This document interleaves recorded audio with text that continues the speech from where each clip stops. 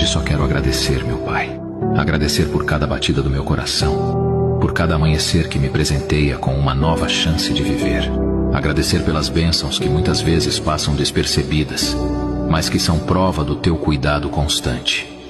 Pai, sou grato pelo fôlego de vida, pela força nos momentos de fraqueza e pelo conforto que encontro em Ti quando o mundo se torna pesado demais.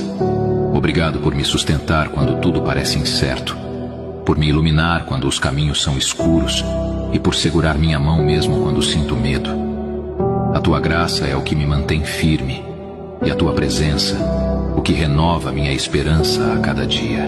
Hoje, Pai, não peço nada além de Te agradecer com todo o meu ser. Que minha vida seja uma expressão constante de gratidão e que, ao Teu lado, eu possa sempre enxergar as bênçãos, mesmo nos momentos mais desafiadores. Amém.